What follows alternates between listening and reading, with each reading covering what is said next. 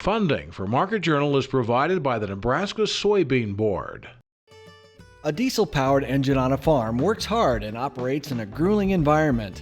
Soy biodiesel fuels stand up to the challenge of powering farm equipment, but are also renewable and environmentally responsible as well. The Nebraska Soybean Board is committed to encouraging the use of soy biodiesel to protect the environment and sustain Nebraska's agriculture. The Nebraska Soybean Checkoff, growing opportunity from the ground up.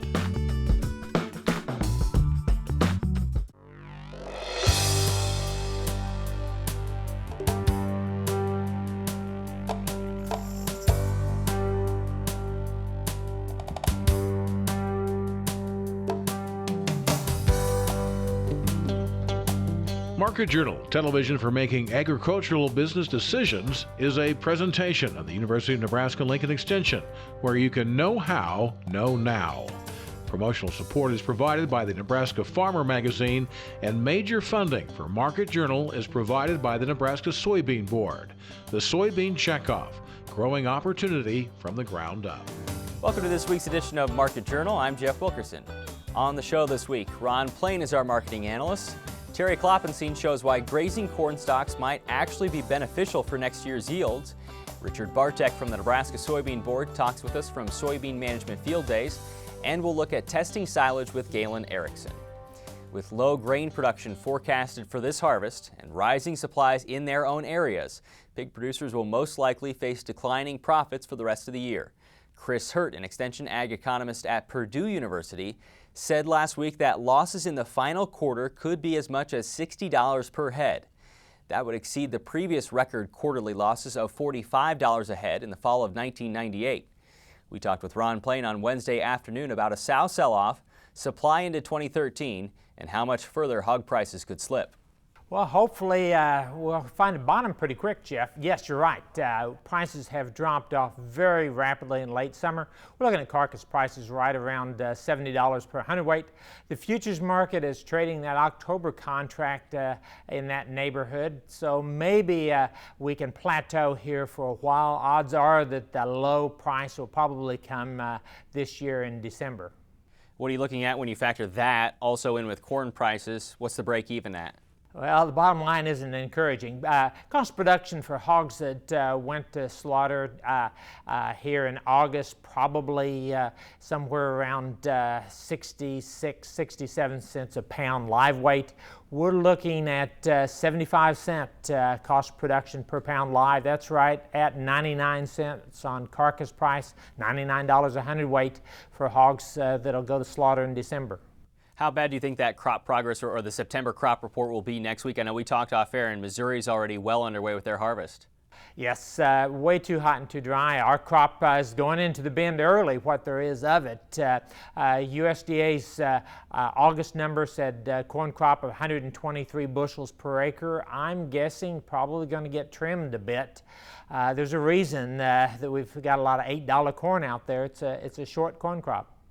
Do you expect any help at the beginning of 2013 once we start to see a crop, although perhaps small in South America, corn, if they switch more to soybeans? Yeah, everybody's going to be watching what South America does because their crop will come off right at the start of our spring. Looking for a lot of bean acres, and soybean meal's been $550 a ton. That also hurts cost production. So hopefully we'll get some relief in that March-April time frame, at least on protein costs. When we talked during planting season, we thought that producers might be willing to expand because there are going to be a lot of corn acres out there, and now we're probably looking at the opposite. But to what extent will we see that breeding herd decrease? That's a good question. USDA is doing their September survey as we speak. The numbers will be out at the end of the month. I'm guessing the breeding herd probably down 1%. It was up 1% in the June report. So sow slaughters picked up since mid-July. Our gilt retention has been fairly low since the 1st of July. So I'm looking for a little bit of reduction in the breeding herd. But not that much, really? I'm afraid not. And part of it's what you just talked about. We expected a big corn crop. Up until the middle of June, we was looking at lower break-evens and a need to expand the swine herd. Contrast what supply is now for the hog market and what you expect to see in 2013. Well, we're cutting back the breeding herd. That's going to tighten up supplies. The thing, though, is there's not a whole lot of window here to cut back. Everybody's expecting a bigger corn crop next year. Droughts normally aren't back to back. We're going to plant a lot of acres again, so we'll cut back for a while longer, but pretty soon producers will be looking at far enough into 2013 that feed costs should be lower. Should be lower. I was looking at your report from last week, and you were mentioning that slaughter weights are continuing to increase because producers still aren't selling at a lighter weight. Why is that? Well, economics doesn't reward lighter weights, and it's tough to leave feeding floors empty.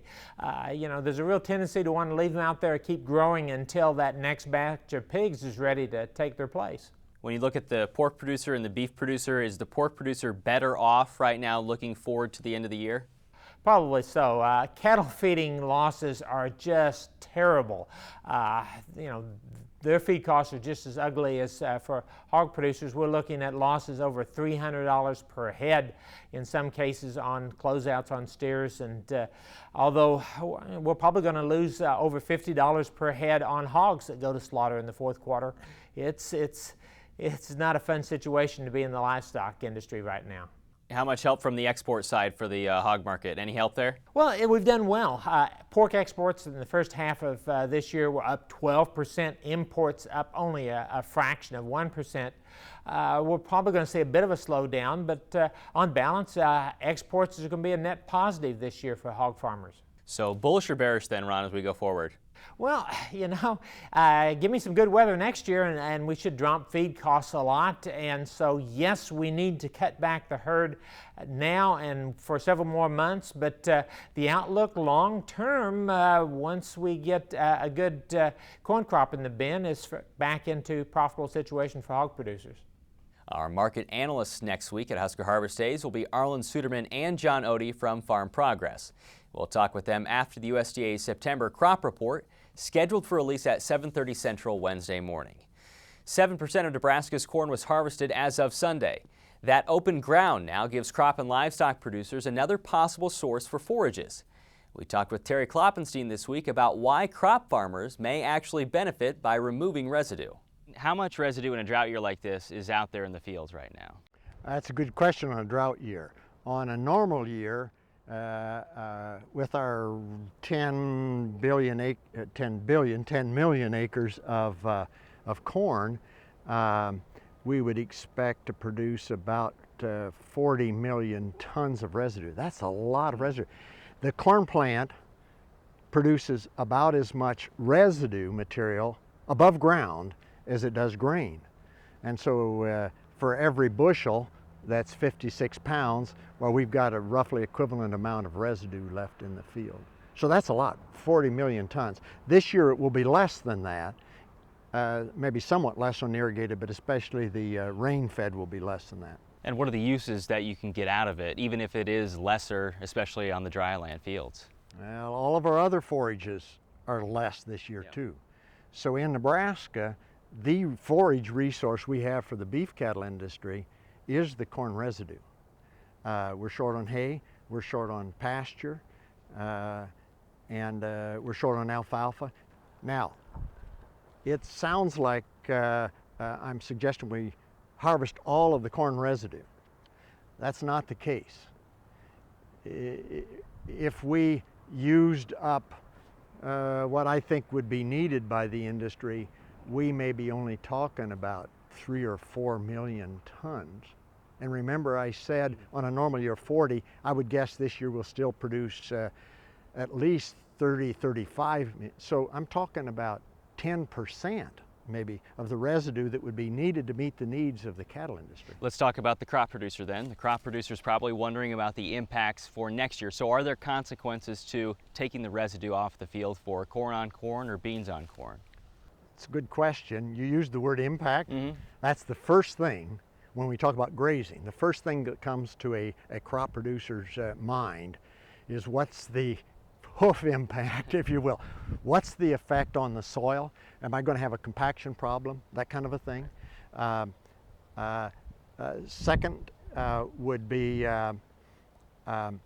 erosion, probably either water or wind. each situation is going to be a little bit different in terms of the impact for the corn producer. And the impact is, or the data shows? This surprises crop producers because in their mind they're thinking, oh, what happens if it decreases my yield? Okay. In this field, we're doing a corn-soybean rotation, so that it's in soybeans the year after corn. The yield is statistically increased by 2 bushels per acre by grazing. And that's not a year, that's 16 years of data. It's really solid data. Corn the next year then, which gets grazed again, but the crop yield on that corn is increased by 3 bushels, not statistically different, but it numerically it's higher, so that means we didn't decrease it, we just haven't picked up the increase at this point.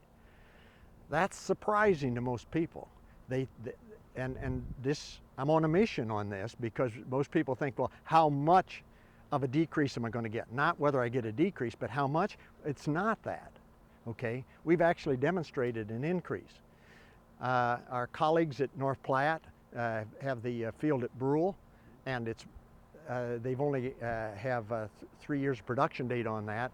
No effect, okay? Quite a different environment, different soil, that kind of a thing. So we're pretty confident that grazing does not have a negative impact. It has, if anything, it's a positive impact. Is there impacts from baling then? They've baled at Brule and have not had an impact to this point. May take long term.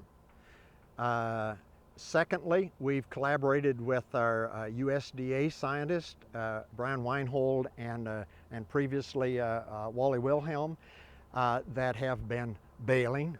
Now they've been doing it for cellulosic ethanol purposes, but it doesn't matter. We prefer to have it go to the feedlot anyway. And so they've been doing this for 10 years, so they got 10 years of data long term, and in that 10 years of data, they've demonstrated that by taking off about 35 to 40% has had a dramatic increase in yields. What they tell me, I'm not the agronomist, but what they tell me is that with our increase in corn yields on irrigated corn, we're producing so much residue that it's impacting the subsequent yield. I'm describing a situation here where it's corn after corn, okay? And it's just too much residue. So taking some off, I mean, it was like 20 bushels per acre. Some people have gone to some tillage and some stalk shredding and so on. Our argument is that it's better to bale it and let the cattle industry have it, or graze it and let the cattle industry have it, than to do tillage or shredding or something like that. So the data would say the 10% that we want for the cattle industry, if anything, it's a plus for the corn industry. You can see our full interview with Terry on the Market Journal website. The Nebraska On-Farm Research Network is seeking corn producers to participate in on-farm research projects. The September Nebraska Farmer explains the University of Nebraska-Lincoln's new statewide effort to study 3 topics next year: nitrogen management practices, irrigation water use, and corn plant populations. UNL Extension educator Keith Gluen says the research is valuable to the producer because it's typically conducted with the producer's land and management practices. The Nebraska Corn Growers Association is also involved in soliciting farmers to be part of the project. You can read more about it in the September Nebraska Farmer. Grasshopper populations may be lower this year due to the drought. However, now that grasshoppers have reached adulthood, they can cause significant damage to new fields of winter wheat. UNL Extension entomologist Bob Wright says wheat farmers need to plan for these adult grasshoppers, which are larger and have larger appetites. The seedling wheat is a very small plant, so it doesn't take much feeding to damage them. So first thing is just be aware if you've had grasshoppers in areas surrounding where you're going to be planting the wheat, that you need to be thinking about how to manage the grasshoppers. You don't want to plant beyond the agronomic recommendations, but plant toward the end of that. Just try to avoid the amount of time the grasshoppers have to feed. As it cools down in the fall, they don't feed as much, and if we do get a freeze, they would be killed off. It may be worthwhile to increase the seeding rate on the borders to allow for some injury without having a total loss of stand. There are some seed treatment insecticides that have to be applied before you purchase the seed, but those at the highest labeled rate help a little bit. They're systemic, so they can reduce the feeding. Probably the easiest thing is to try to treat the areas outside of the wheat field to reduce the grasshopper populations before the wheat emerges. For more information on grasshopper control in winter wheat, visit the Crop Watch website. The drought has forced many producers, both livestock and crop, to change the way they manage their operations. Some farmers were pushed to cutting corn for silage that will eventually be used as a livestock feed. Galen Erickson talked with us this week about testing the product for nitrates and how prevalent cutting has been so far this year. Well, it's difficult to have data on actually what was put up, but you certainly hear a lot of stories about people that were trying to salvage drought damaged fields, and they hadn't put up silage for 10 years, and this year they put up silage. So it's hard to quantify, but I think there's a lot of silage sitting around, most of it this year, a lot of it from drought damaged corn that they want to try and salvage. Is the process any different this year? I know there are some nitrate concerns, but how does that differ from a normal year? Well, theoretically, we're past the time of putting it up in most areas, and so the first consideration is it's got to have enough moisture to ensilo or to actually be able to pack it in and ferment it, and that's no different from a regular year or drought damaged silage. So it's generally we would recommend minimum of 60% moisture. 65% moisture would have been better. If people put up silage and they measured it was drier than that, then there's some real concerns on how well that'll ensilo in the process. But if they got it put up at the right moisture, it'll go through a fermentation process, and essentially the ensiling makes it produce acid. The bacteria that are fermenting it produce acid, and eventually it preserves itself. So it's a great way to handle the feed, and it's a great way to handle corn residue, and it's certainly a good way to handle drought damaged fields. Is there a need to test for nitrates? Yeah, I would recommend, there are some on-farm tests that can be done. Some of them actually can get to a rough quantity of nitrates, but some of them are just qualitative, meaning is there nitrates there or not. So if you put up drought damaged silage, I think it's safe to bet that you should test for nitrate just to make sure that the levels are safe to feed. You know, if you're feeding it to feedlot cattle and beef cattle that are growing or finishing, they're probably the most tolerant. Especially though if you start looking at cows, you really want to be careful on how much nitrate could be in the silage. How much value can a producer get out of it, Galen? And you can say this year or any year. Well, we've been doing some research on actually using corn silage as a corn replacement for finishing cattle.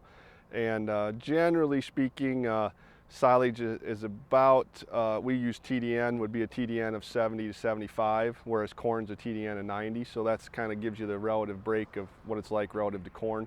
Drought damaged silage, there's not a lot of data available, but we estimate it's 75 to 80% the value of normal silage.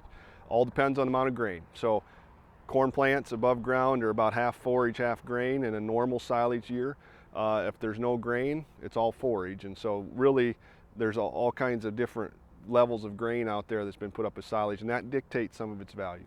We'll look at more impacts of the drought next week when Rick Rasby will show how cattle graze harvested cornfields. The Nebraska Ag Relations Council Ag Appreciation Award Banquet will be held September 12th in Grand Island. This year's honoree is Dr. Ray Ward of Ward Laboratories in Kearney. For more information on the banquet or to register, you can visit neagrelations.org. Richard Bartek is the District 3 Director with the Nebraska Soybean Board. Richard also serves on the Soy Transportation Coalition. We talked with him at the Soybean Management Field Day in David City about how Nebraska soybeans get to their final destination once harvested.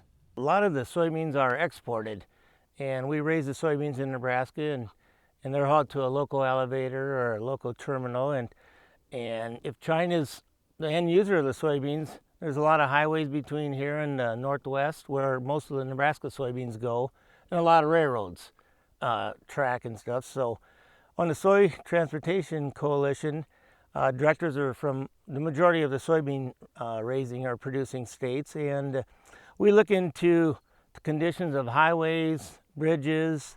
If a bridge gets closed in Nebraska or Iowa and truckers have to do about 25 extra miles, it's added cost, and somebody pays the cost, and it either comes off the bit of your grain or the end user pays more. So we're looking at those two things. We're looking at the condition of the railroads, whether more railroad spurs need to go in. We're looking at weights on trucks. People think if you add more weight to a semi, the limit is 80,000 on the interstates. Well, if you went up to, say, 95,000, you would have to just add an extra axle on, which has braking power. And majority of the semis going up and down the interstate system aren't even close to the current 80,000 pound weight. So it's either going to be more trucks on the road in the next 5-10 years, or you need to maybe add more weight to certain vehicles. And actually, tests show that the heavier weights in trucks are maybe safer in general over the amount of traffic on the interstates and highways. So we also look at river and ports, barge loading facilities. In the eastern states, they use the rivers quite a bit. The levels in the rivers are down, so there's some cases where product isn't moving. And so we look at all the problems that anytime you got to ship a soybean someplace, whether it be by truck, rail, barge, we examine that. And we're having Inform Economics and Texas A&M and some other groups we've hired to do some studies. And the studies will be coming out. You'll be able to see what it costs to get beans from Nebraska to a destination point, and it's going to be very interesting. From Nebraska, where are most of these beans going? I mean, where are they looking at for this study? Where's it focused at? Well, most of the beans that are leaving Nebraska go to the Pacific Northwest. That's Washington, Oregon, and I think some end up in the California area, but we're not close to any rivers or anything, so if they're not processed here in Nebraska, the chances are they're exported, and that's where they end up. And our concern here in Nebraska is highways and the railroads, so that's my concern for Nebraska on the board. Overall, I mean, I'm putting you on the spot here, are the roads and railroads in good condition in Nebraska? Does it vary just based on how old they are? What are you seeing there? Well, basically, a lot of the bridges are, 30, 40 years old, right. And everything deteriorates over time, but we're looking at sensors that you can place on bridges. And with modern technology, it's changing every day. With these sensors, you can check out the stress level on that bridge. If it's overstressed by weight or way, under load limit, then you could possibly raise the tonnage on a bridge and maybe keep it open. Essentially, you're seeing how much it's capable of taking? Yes. And these sensors, I mean, the peak times of transportation are, tremendous. You have the bridge completely full capacity, and at times there's only a couple trucks going over them or cars or what have you. But these sensors, I know Nebraska's been contacted, and what we want to do is furnish them with the sensors. And since they do the best job ever of patrolling our highways and monitoring bridges, we're going directly to the DOT and see if we can have them work with us and maybe get some load limits raised on certain highways that maybe cause some traffic to go, 25, 50 miles out of the way. Now here's UNL Extension State Climatologist Al Dutcher to forecast the coming week. Well, folks, here we are again for the weekly forecast. And before we get to the main forecast, let's take a brief look at what happened during this past week. Really not much in the way of any significant moisture. We did see the warm temperatures early during the first half of the forecast period, and then as we got into the midweek, we had one weak cold front move through that did drop some isolated scattered thunderstorms around portions of eastern Nebraska, and a much more significant cold front moved through during Thursday night into yesterday morning. That did drop some more isolated thunderstorms across eastern Nebraska, but unfortunately much of western Nebraska left high and dry. Now, we are enjoying the cool weather, and we don't really have a lot of significant moisture in the forecast. There is a slight opportunity to move into the midweek. We are going to see temperatures zoom back up as we go through the weekend, and then as we get into the early part of next week, we will start to pay attention to a cold front dropping back down through in the midweek period. That'll bring us back down to more seasonable to possibly below normal temperatures. So let's take a look at the upper air models and see what we have in store as we move through this next 7-day period. And I'll draw your attention to the upper air trough that was responsible for the cold air moving into our region. It's now moved over the Great Lakes, but we're still going to see some residual effects today. It's going to be a very enjoyable day across eastern Nebraska. We'll be looking at highs that will primarily be right around the mid-70-degree mark. As you get into extreme western Nebraska, we'll probably be looking more in the mid-80s as that is closer to the periphery of this high pressure system. Now as we go into tomorrow, what we are going to see is that ridge starts to build its way back in, and so our temperatures are going to boost up rather dramatically. We'll be looking at temperatures probably around the mid-80s across the east. And as we get into western Nebraska, with a little closer to the periphery of the ridge, we'll be looking at highs around 94 to 95. Now, as we go into Monday, we'll start to notice a trough coming in the Pacific Northwest, and we're going to have a southwest flow, some very warm temperatures moving into the region. We're looking at highs in the upper 80s across the east. As you get into western Nebraska, we'll probably push in the 100-degree mark. We might actually break an isolated thunderstorm during the late afternoon hours. Now, as we go into Tuesday, we'll see that trough starts to make its way down, and we're trying to push some cooler air southward. So we'll see a temporary cooling down in the north to around 83 degrees. As we get into the southern part of the state, we're probably going to be in the low to mid-90s. And there may be, again, the chance for some scattered thunderstorm activity breaking out as we get into Tuesday evening. Now, our best chance of moisture is going to come during the day on Wednesday as this cold front tries to push through the state. We'll be looking at highs in the north somewhere around the upper 70s. As you get into deep southern Nebraska, we'll be looking at the mid-80s again with our best chance of moisture during the 7-day period. Now, as we go into Thursday, we'll notice that energy is still hanging in there, so there might be some chances for some residual thunderstorm activity, potentially even some well-deserved accumulations in western Nebraska. We'll be looking at highs in the north right around 69 to 70. In the south, east, we'll be looking at highs around 74. As we go into today, Friday, the warm air starts to make its return. We're looking at highs in the east around 74. In the west, we'll be pushing up the mid to upper 80s. 8 to 14-day forecast indicates warmer temperatures with that ridge building in, and unfortunately, with a ridge building in, it looks like below normal temperatures are in store from next Thursday through the following Tuesday. Thanks, Sal. Submission for our Market Journal photo contest ended on September 7th. You can now see all the photos on our Facebook page and like your favorites. The 5 photos which receive the most likes will then be judged. The overall winner will be announced in the middle of the month. Next week, we report from Husker Harvest Days in Grand Island. Arlen Suderman and John Odie will be our grain and livestock marketing analysts. Rick Rasby will also discuss grazing corn stalks after harvest. Until then, thanks for watching. I'm Jeff Wilkerson. We'll see you next week. Join Market Journal online at marketjournal.unl.edu. You can also follow us on Facebook and Twitter.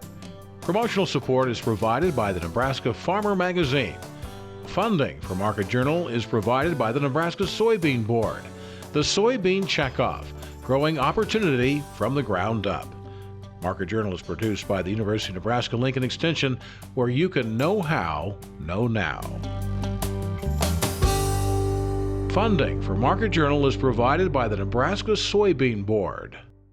Soybeans are found on dinner tables around the world.